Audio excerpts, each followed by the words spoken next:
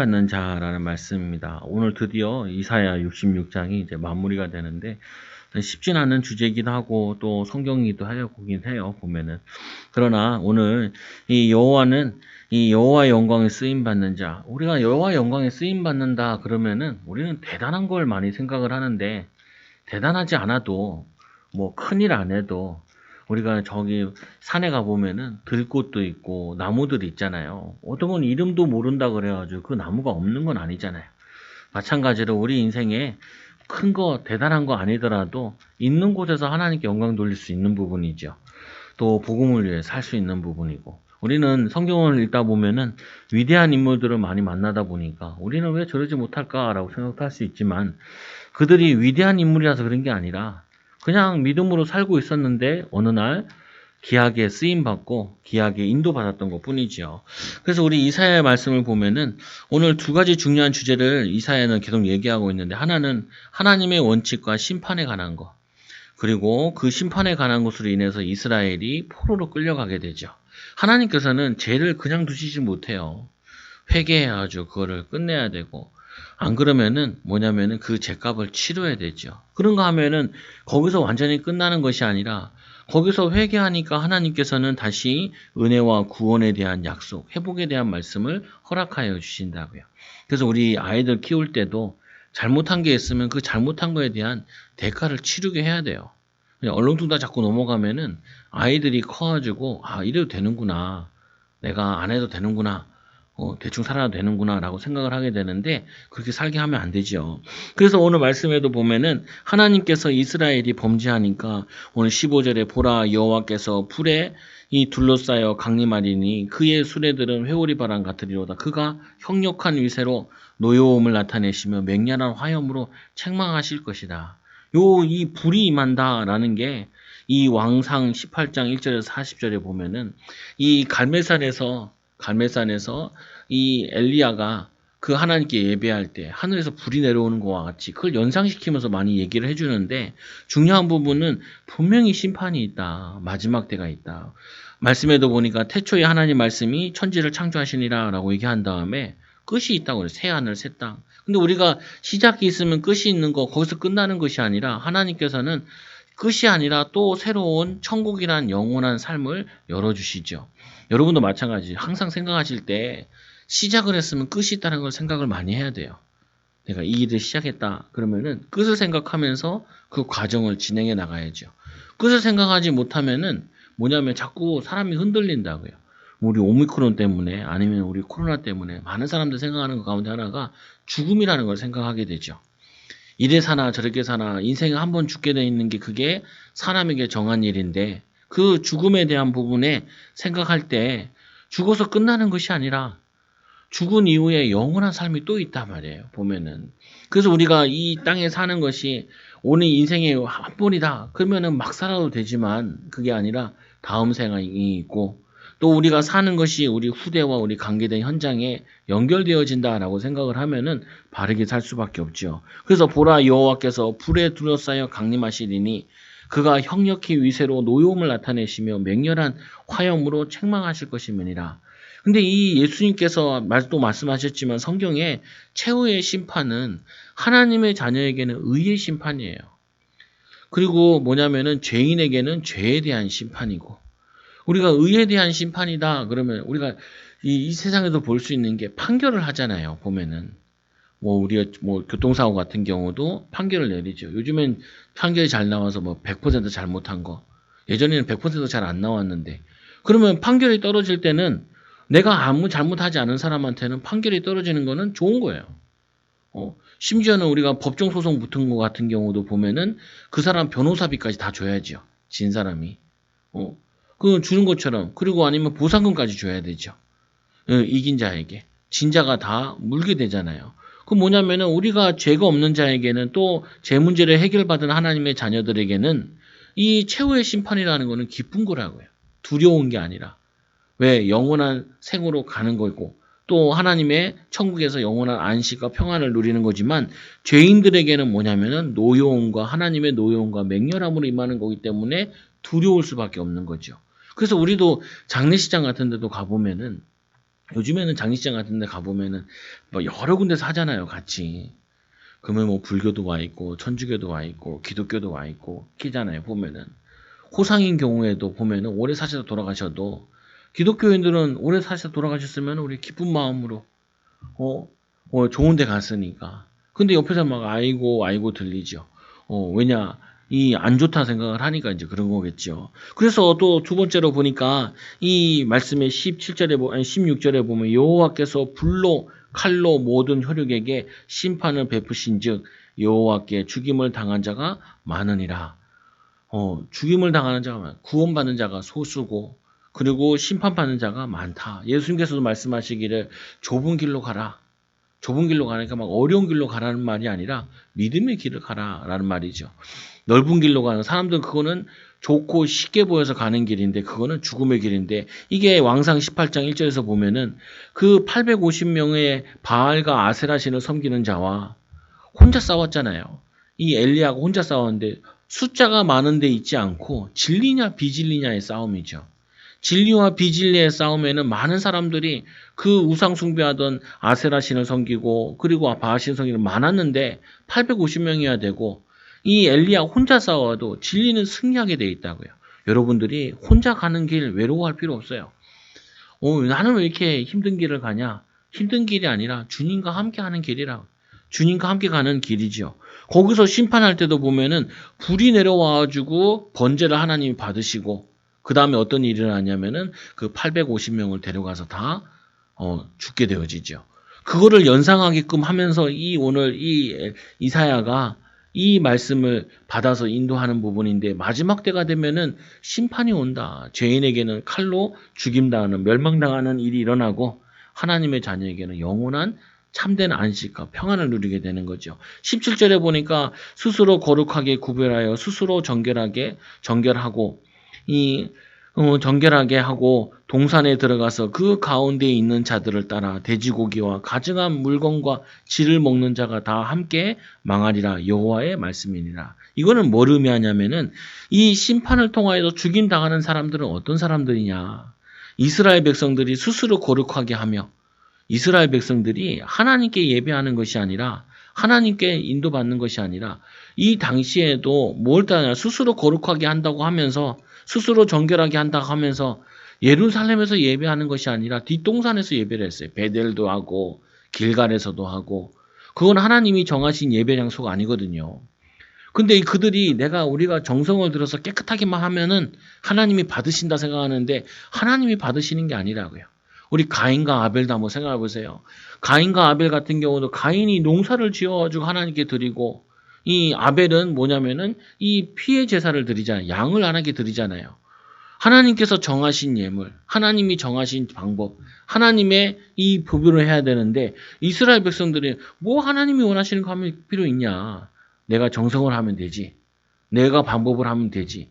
뭐 예루살렘까지 올라가서 예배를 드리냐? 지금은 예루살렘에 살 필요 없지요. 있는 곳에서 어느 곳에서도 할 수 있는데, 예수님 오시기 그 전에는 예루살렘에서만 예배하라 그랬어요. 근데 이들이 불신자들과 같이 그 가나안 땅에 사는 이방인들과 같이 거룩하게만 하면 된다. 구별하게만 하면 된다. 스스로 정결하게만 하면은 이 동산에서 예배하는 것도 하나님이 받으신다. 심지어는 이 우상 이들이 받으신다라고 생각을 한 거죠. 그 가운데에 있는 자들을 따라 돼지고기와 가증한 물건과 쥐를 먹는 자가 다 함께 망하니라. 그러고 나서 이들이 하나님이 먹지 말라고 한 그 음식을 먹어가면서 그들과 함께 있으면서 그들과 함께 지내면서 하나님께 예배를 드렸다고요. 제사를 드린 거죠. 우상 숭배를 한 거죠. 그들이 멸망받게 될 것이다. 그들이 심판받게 될 것이다. 그들이 망할 수밖에 없는 거죠. 왜? 하나님이 하지 말라고 한 거기 때문에.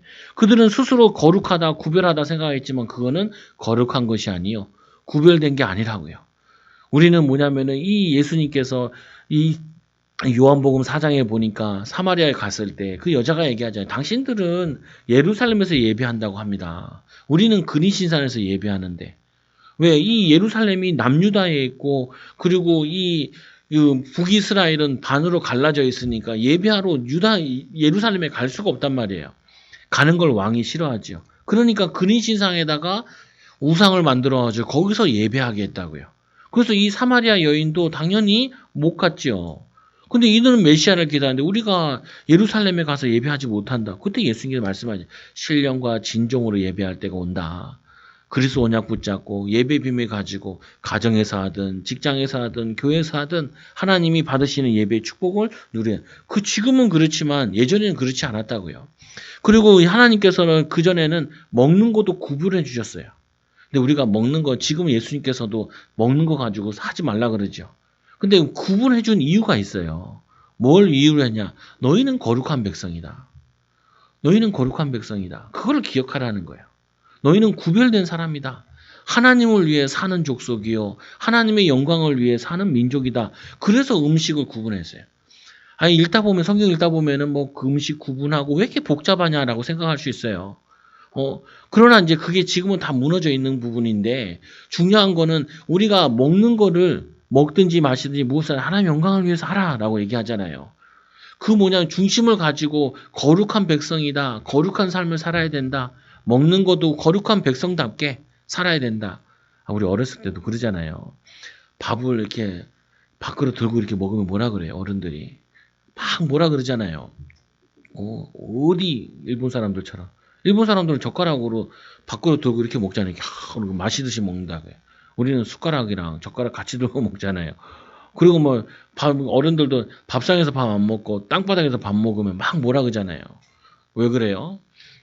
아니 사람답게 먹으라는 거잖아요. 사람답게. 우리가 동방예의지국인데 사람답게 인간답게 살아라라는 말이 나쁜 말이 아니라고요. 인간아라는 말도 나쁜 말이 아니에요. 너희는 하나님 백성이니까 너희들이 자유함을 누리되 하나님이 정해준 거 안에서 자유함을 누리라는 거예요. 마치 성경을 사람들이 어떻게 이해하냐면은 아니 하나님이 우리를 속박한다 아니라니까요. 속박하는 게 아니라 하나님이 허용한 데 안에서 자유함을 누리라는 거예요. 우리 에덴 동산도 한번 생각해 보세요. 그 안에서 선악과만 안 먹으면 돼요. 나머지는 마음껏 할 수 있어. 마치 기독교는 우리가 하고 싶은 거 해야 되는 거, 내 마음대로 사는 거 막 제약하는 줄 아는데 그게 아니라 하나님이 허용한 데 안에서 자유롭게 살으라는 거예요. 결혼이라는 것도 마찬가지잖아요. 부부 안에서는 부부가 관계 맺는 거는 행복하고 즐겁고 좋은 부분이라고요. 응? 그러나 부부 밖에서는 그게 죄가 되는 거죠. 그 죄를 짓고 나면은 부부간에 담이 쌓이게 되고 그 후대들에게도 영적 문제가 오게 되어지죠. 그래서 하지 말라는 거예요. 왜? 그게 우리에게 손해되는 거니까.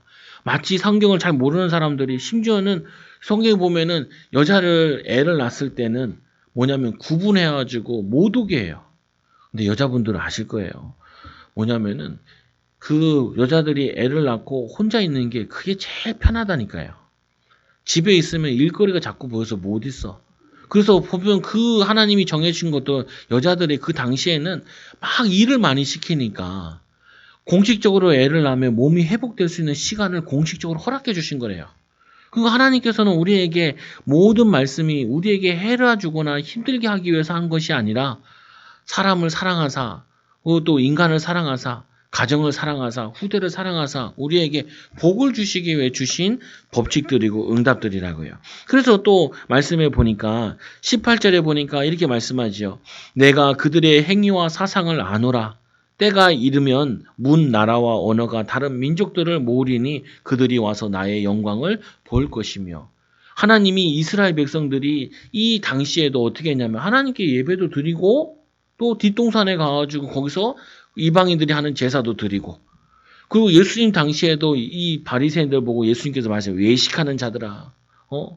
심지어는 뭐라 그러냐면은 이 부모를 공경하라는 말씀이 있으니까 그 말씀을 얘네들이 바꿨다고요.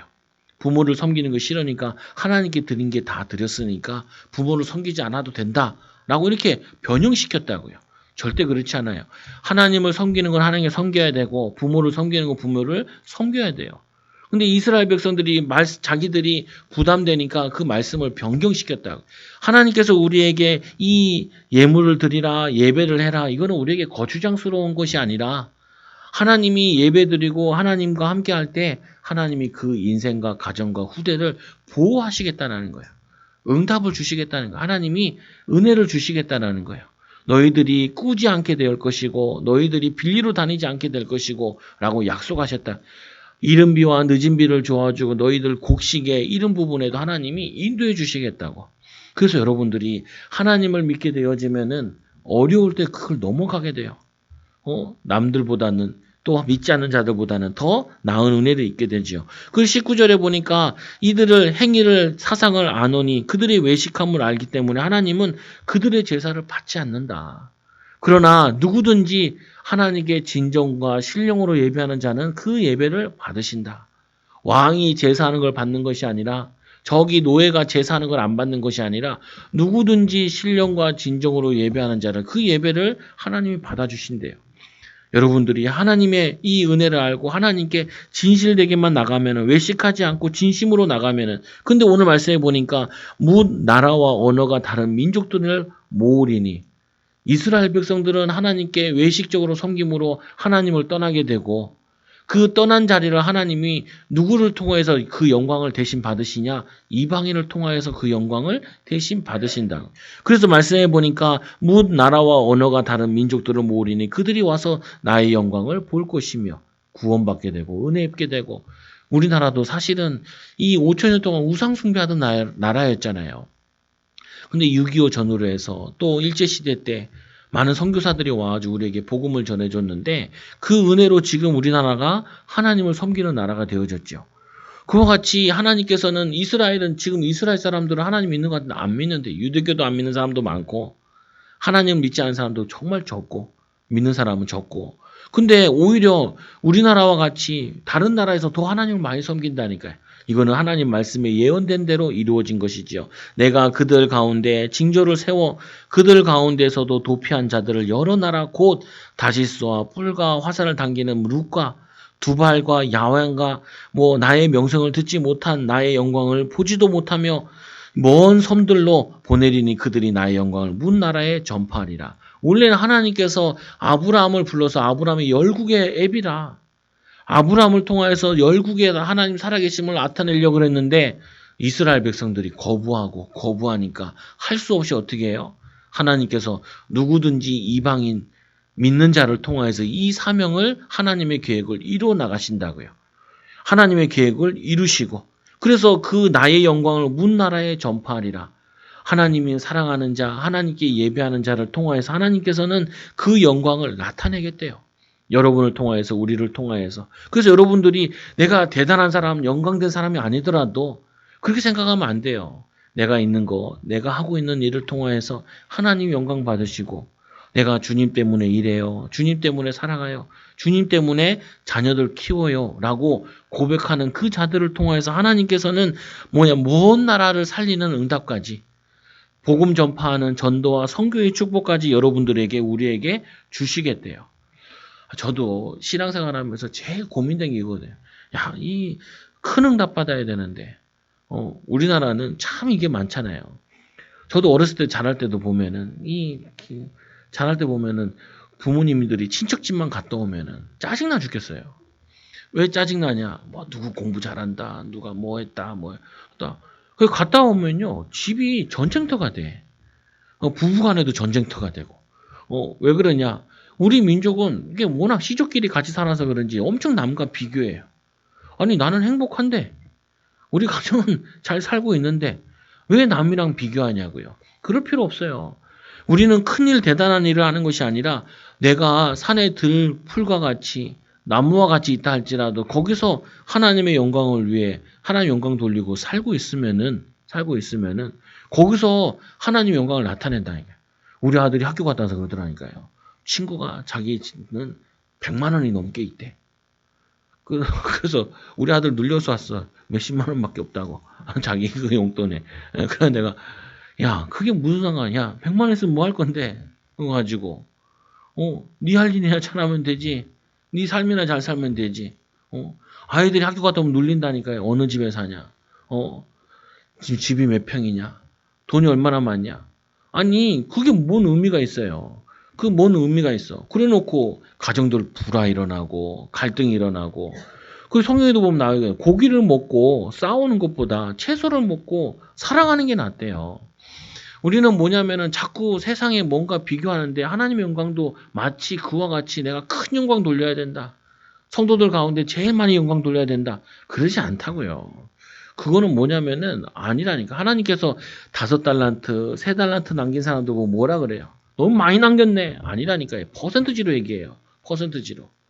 내가 많이 거뒀는데 거기서 많이 얼마 몇 퍼센트를 드리느냐. 그걸 하나님이 받으신다니까요. 똑같은 거예요. 똑같은 거. 하나님 보시기에. 하나님이잖아요. 사람들이 태어날 때도 보면은 능력의 차이가 있다니까요. 두뇌의 차이도 있다니까요. 달란트의 차이도 있다고요. 근데 우리는 마치 뭐냐면은 큰 거, 대단한 거. 근데 저도 성도들한테 얘기할 때나 아이들한테 얘기할 때도 큰 것도 얘기해요. 왜 얘기하냐? 그 이유는 하나 때문에 그래요. 처음부터 안 된다고 생각을 하는 거예요. 나는 못한다 생각하는 거야. 안 된다 생각하는 거야. 아니, 하나님이 함께 하시면은 큰 응답도 줄 수 있고, 작은 응답도 줄 수 있고.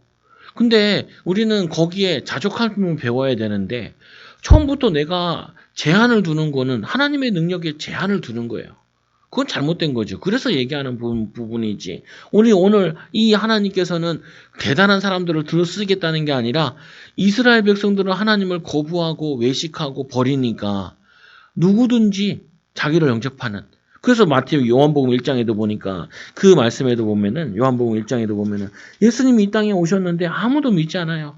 이 요한복음 1장 11장에 자기 땅에 오매 자기 백성이 영접하지 아니하였으나 영접하는 자 곧 그 이름을 믿는 자들에게는 하나님의 자녀되는 권세를 주셨으니 이는 혈통이로나 육정으로나 사람의 뜻으로 나지 아니하고 오직 하나님부터 난 자들이라. 말씀이 육신이 되어 우리 가운데 거하심에 우리가 그의 영광을 보니 아버지의 독생자의 영광의 은혜와 진리가 충만하더라. 예수님께서 이스라엘에 와가지고 맨날 쫓겨다녔다니까요. 욕 들어먹고. 근데 오히려 누가 환영을 해요? 이방인들이 환영을 해요.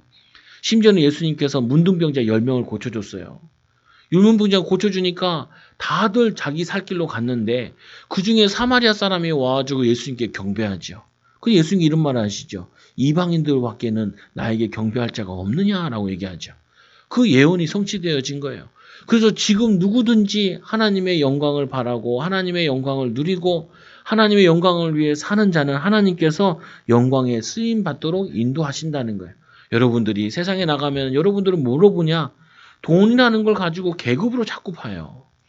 세상에 나가면 사람을 볼 때 여러분을 학벌로 보고 경제로 보고 뭐 수준으로 보고 막 이런 걸로 자꾸 본다고요. 하나님 보는 기준은 달라요. 하나님이 보는 기준은 뭐냐? 나를 사랑하느냐? 나를 제대로 믿느냐? 그 믿는 자를 통하여서 하나님은 자신의 계획을 이루어 나가신다고요. 그래서 19절에 보니까 내가 그들 가운데 징조를 세워 그들 가운데에서 도피한 자들을 여러 나라 곧 다시스와 뿔과 이거는 전 세계 이 다시스는 이 당시 유대인들은 그게 스페인이라 그래가지고 끝에 있는 항구라고 생각을 했다 그래요. 하나님께서 그 끝까지 복음 전하는 일에 이방인들을 사용하시겠다. 그게 바울 때부터 지금까지도 지금도 계속되고 있는 거죠. 20절에 보니까 나 여호와가 말하노라 이스라엘 자손이 예물을 깨끗한 그릇에 담아 여호와의 집에 드린 같이 그 앞에 세대들은 하나님께 깨끗한 예물을 드렸는데 정결한 예물을 드렸는데 그 후에들은 예물을 드리지 않으니까 그 어떻게 해요? 그릇에 담아 여호와의 집에 드린 같이 그들이 너희의 모든 형제를 문 나라에 나의 성산 예루살렘으로 말과 수레와 교자와 이 노새와 낙타에 태우다가 여호와께 예물로 드리니라. 이방인이 드린다는 말이에요. 여러분 예물도 마찬가지예요. 예물 드릴 때도 뭘 드리냐? 하나님의 방법으로 하나님의 정성을 가지고 마음 가지고 드리는 거예요. 그 드리는데 하나님께서 인도해 주시죠. 하나님이 축복해 주시죠. 이스라엘 백성에게 우리 성경에도 보면 말라기는 마지막 성경이잖아요. 구약에. 그 구약에 제일 얘기하는 게 뭐냐? 11조에 대한 얘기를 한다고요. 그 왜 얘기하냐? 10분의 1. 근데 이게 쉬운 금액은 아니에요. 10분의 1이 아니라 100분의 1이면 어느 정도 쉬운데 10분의 1은 쉽지가 않아. 그거는 믿음으로 드려야 돼요. 목사님 이거 드리고 나면 아무것도 살 게 없는데요. 그래도 해봐야 돼요. 하나님이 어떻게 살게 하냐. 근데 우리는 어떻게 생각하냐. 우리 마음속에 뼛속까지 돈이 있어야 살고 돈이 없으면 못 산다. 이게 우리에게 뿌리 내려져 있다고요. 근데 사실은 그렇지 않아요. 믿음으로 살아야 된다니까요. 하나님 내가 돈이 없어서 많이 못 움직이는데 그럼 적게 움직이면 돼요. 그게 뭐냐면 이들이 이스라엘 백성들이 이거를 범하기 시작하니까 그것 때문에 이제 교회가 무너지고 목회자가 무너지고 그러니까 이제 이스라엘이 암흑기가 온 거죠. 근데 뭐냐면은 우리가 이 10의 1이라는 부분을 하나님께 예물 드리라는 거 제일 중요한 부분은 뭐냐? 거기에 하나님께서 하라는 거는 부담스러워도 뭐가 있냐? 복이 있다는 거예요. 믿음으로 하라는 거예요. 근데 쉽지 않아요. 목회자들도 쉽지 않다니까요. 그 목회자는 예외가 아니에요. 성도들은 예외가 아니라요. 애들도 그래요. 우리 애들한테도 11조 가르치는데 야 11조 해라 그러니까 내가 왜 하니? 왜 하니? 아니 아빠가 줬잖아. 아빠가 준 거에 이게 해보라고. 그러니까 안 된대. 내 거를 드릴 수 없다는 거. 그거 이해시키는 게 쉽지 않다니까요. 왜 그러냐? 우리는 뼛속까지 뭐를 있냐? 내가 벌었다는 거예요. 내 거라는 거예요. 내 인생이 내 거라는 거예요. 10의 1이라는 부분은 뭐냐면 이게 내 게 아니라는 거예요. 하나님이 건강 주시고 나라가 있어서 또 뭐냐 시스템이 되어가지고 주셨다라는 걸 인정을 해야 되거든요. 모든 부분의 범사의 주권을 인정해야 그게 가능한 거예요. 그래 쉽지 않아요. 그래도 그 이스라엘 백성들은 그래서 당연히 이 비밀을 놓쳐버린 거죠. 많은 신자들이 교회에서 교회를 떠날 때도 이것 때문에 떠나요. 왜 떠나냐? 11조 안 하다 보면 나중엔 교회를 떠나요. 그러니까 뭐냐면 그 믿음의 시험을 통과하지 못한 부분인 거죠. 그럼 어떻게 해야 되냐? 그거 안 될 때는 안 되는데도 계속 그거 가지고 기도해야 돼요. 포기하는 게 아니라 안 된다, 안 하는 게 아니라 그걸 가지고 하나님께 도전을 해야 돼. 하나님 나에게 할 수 있는 믿음을 달라고. 왜 이걸 넘어서야 되는 부분이니까. 근데 어떤 사람은 이거를 천천히 넘어서는 사람이 있고 한 번에 넘어서는 사람도 있어요. 근데 그건 쉽지는 않아요. 그래서 어렸을 때부터 교회 다니던 사람들은 이걸 쉽게 받아들이는데 이 어렸을 때 교회 안 다니는 사람들은 이거 받아들이기가 쉽지 않다고요. 근데 여러분 살아보세요. 살지 못하냐? 살지 못하진 않아요. 근데 경제학자들이 그런다 그래요. 기업도 그러고 가정도 그러고 한 10%가 샌대요. 내 얘기가 아니에요. 불신자가 얘기한 거지. 그게 신자가 경제 신자가 얘기하는 게 아니라 기업 같은 데도 보면은 잘 보면은 10% 샌다고요. 저희 건물도 보면 그래요. 어쨌든 물이 틀어져 있어. 나도 잠그지요. 왜 우리가 국가가 같이 내니까. 불 같은 것도 보면은 아무 의미 없는데 켜놔져 있어. 여기 뭐 등도 새로 달았는데도 보니까 왜 이렇게 많이 다냐. 별로 창고로도만 많이 쓰는데도. 그래도 막 그것 때문에 싸우더라고요. 자기 집에 등 앞에 하나 더 달아야 된다고. 근데 한 번도 오지도 않아. 그래도 싸워. 왜? 등이 있어야 된다는 거예요. 그래야지 뭐 내주고 이렇게 할 때 좋은가 보죠. 사람들은 욕심이 한도 끝도 없기 때문에 근데 하나님께서 하나는 이유는 뭐냐면은 그 예물을 드릴 때 이 예물을 드리면 하나님께 다 드렸다고 인정해 준다는 거예요. 그게 하나님의 예물의 방법이에요. 우리가 말씀대로 산다 그러면 어떻게 해요? 잘 살 수도 있고 못 살 수도 있어요. 근데 그 살려고 몸부림치면 하나님 어떻게 하냐? 그 삶을 다 하나님께 드렸다라고 인정을 하겠다는 거예요. 그 말씀에 보니까 노새와 태와 여호와께 예물로 드릴 것이며 사람이 물질이 있는 곳에 마음이 있다 그러죠. 마음이 있는 곳에 물질이 있는 것이 아니라 성경에 보면은 물질이 있는데 마음이 있어요. 여러분이 한 집에 가셔가지고 내가 돈을 어디다 쭉 쓰나 보세요. 제일 많이 쓰는 데가 어딜까요? 제일 많이 쓰는데. 신자들은 거의 현금을 많이 쓰기도 하고 또 제일 많이 쓰는 데가 어디냐면은 가정에 많이 써요.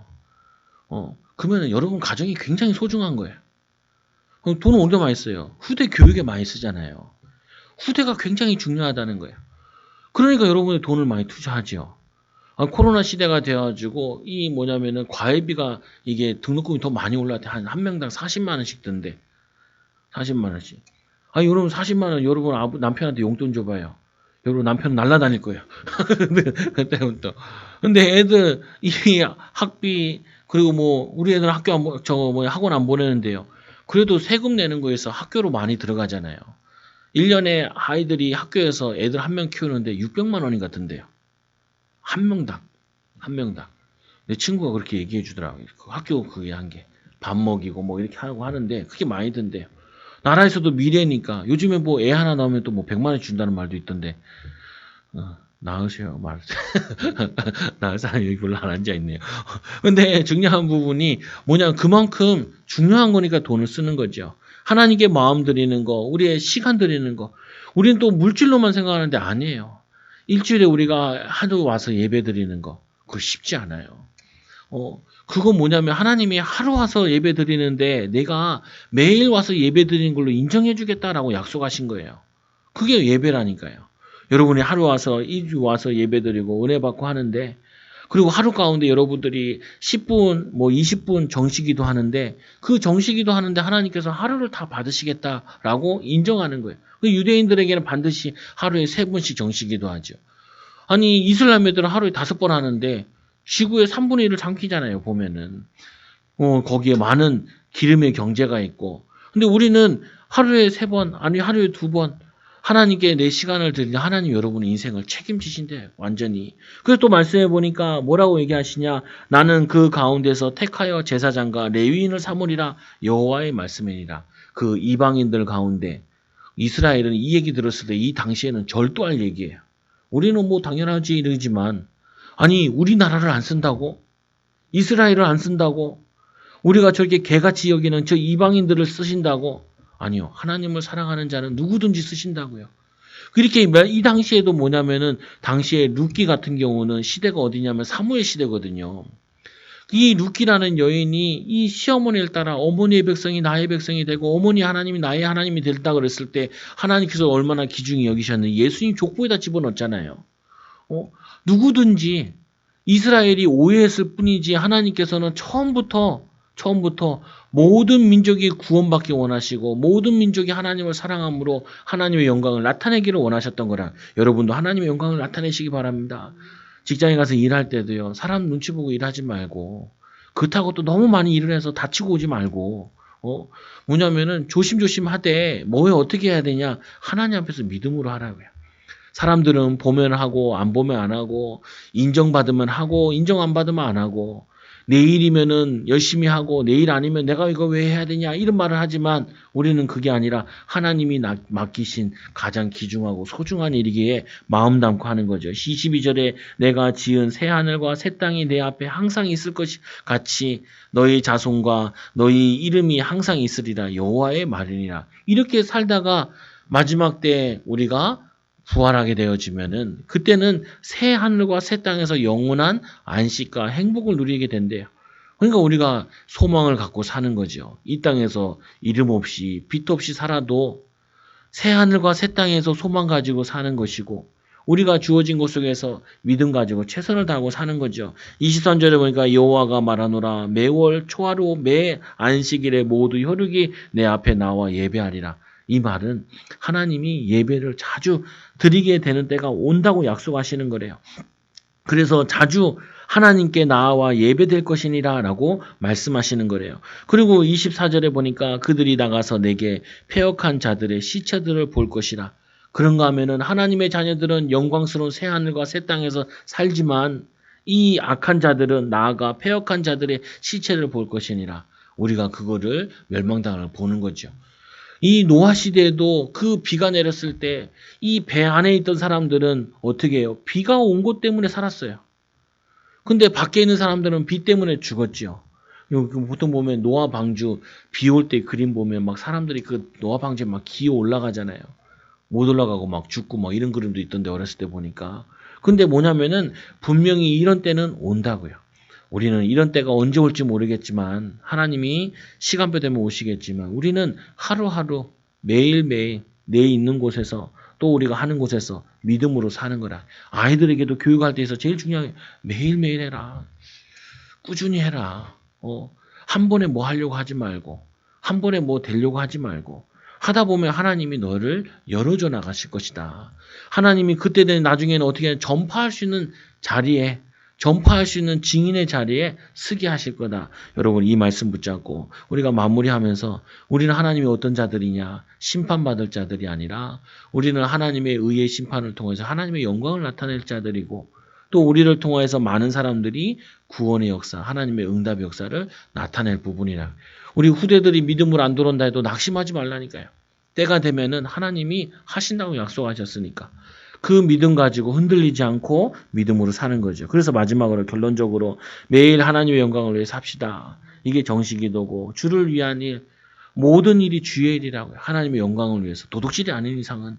그리고는 두 번째로 당신은 하나님의 영광을 전파하는데 쓰임 받을 것입니다. 우리 자신의 프라이드를 가져야 돼요. 내가 얼마나 소중한 사람인지. 나는 하나님의 영광을 위해 사는 사람이야.